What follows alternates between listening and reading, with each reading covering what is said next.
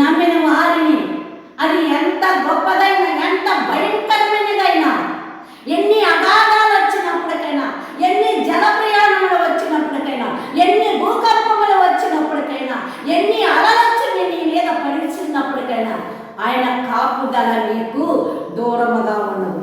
నమ్ము, ముందు నమ్మి ప్రార్థించు, నమ్మి ఆయన నామములు అడుగు, నమ్మి ఆయన కోరుకో. అయ్యా ప్రభువా, నీవు నా యొద్దకు రా.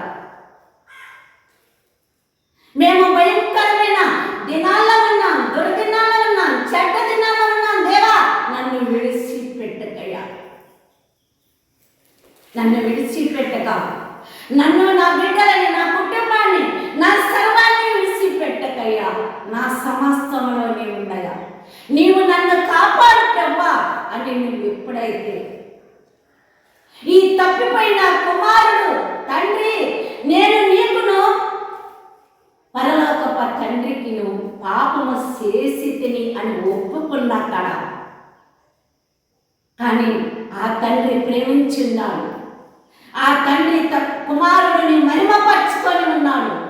దేవుని బిడ్డ, నీవే కనుక నిరీక్షణ కలిగి, పట్టుదల కలిగి నువ్వు అడిగితే, నువ్వు ఒప్పుకుంటే, నీ పాపములో దేవుని ముందు పెట్టి, నీ కోసం ఆయన సిలువలో రక్తం కార్చాడు. ఆయన గాయంలో తీవ్రమైన బాధలు మన పాపాలే. దేవునికి స్తోత్రం. హల్లెలూయా, హల్లెలూయా. మన పాపముల కొరకు ఆయన ముఖ కాంతి, ఆయన పాలు గారుతున్న ముఖమును, ఆయన పాలు గారుతున్న దేహము చితికిపోయినదంటే అది నీ పాపము కాదా, నా పాపము కాదా?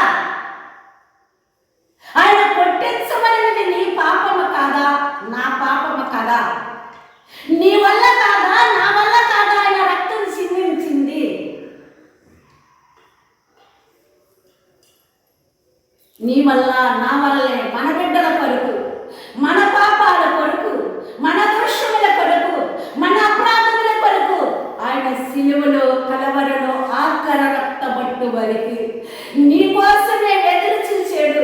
ఆఖర రక్తబట్టు వరకు నీ కోసం కాచి ఉన్నాడు. దేవుని బిడ్డ, అది గుర్తించి ఆయన గాయాలు జ్ఞాపకం చేసుకో. అయ్యా, ఈ చేతుల్లో పెట్టింది నేనేనయ్యా, ఈ కాళ్ళకి ఇచ్చింది నేనేనయ్యా, ఈ కొరడాలు, ఈ దెబ్బల నాయనయ్యా, ఈ సెలవులో ఎలాడింది నాదేనయ్యా, నేను ఎలాడి తీసేనయ్యా. ప్రతి గాయముని జ్ఞాపకం చేసుకో.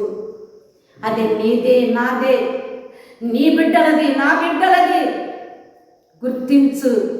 ఆయన గాయములతో తీవ్రంగా బాధపడుచున్నప్పటికైనా దేవుని బిడ్డలారా, తండ్రి వీరేమి చేస్తున్నారో వీరికి తెలియదని ప్రార్థించింది ప్రభు. ఈరోజు నిన్ను తిట్టిన వారి కోసం, నిన్ను కొట్టిన వారి కోసం ఆ ప్రార్థన నువ్వు చేయట్లేదు. దేవుని బిడ్డ, వాళ్ళ మీద కఠినంగా చూపుతున్నావు. నీ బలమును, నీకున్న ఆయుధాలు, నీకున్న శక్తి సమస్తము కూడా వారి మీద చూపటానికి ఉద్దేశం కలుగుతున్నావు. కానీ నిన్ను, నన్ను ఎంత క్షేమంగా ఉంచున్నాడంటే, ఈరోజు మనం బ్రతికి ఉన్నామంటే దేవుని ప్రేమ, దేవుని కృప మన మీద ఉన్నది. ఈరోజు ఈ సమయంలో ఎంతమందికో చూడలేక, ఎంతమంది లేకపోయి ఉన్నారు. అనేకమైన నానాకు స్థితులైన మరణాలు కలిగి ఉన్నారు.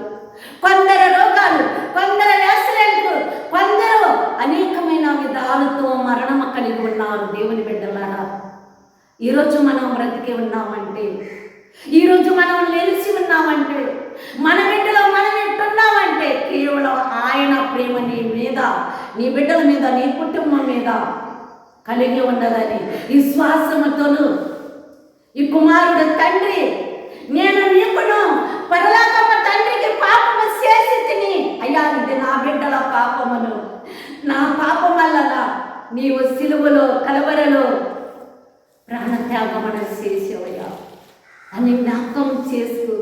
దేవుని కాడ ఒప్పుకో, దేవునితో మాట్లాడు. ఆయన మాట్లాడే దేవుడు, ఆయన ప్రేమించే దేవుడు. దేవుని బిడ్డ, నీతో మాట్లాడతాడు. కూకో మాట్లాడగలిగిన దేవుడు. ఆయనతో నువ్వు మాట్లాడితే చాలు, ఒక్క మాట మాట్లాడితే చాలు, నీతో 10 మాటలు మాట్లాడతాడు. ఆయన మాట్లాడే దేవుడమ్మా.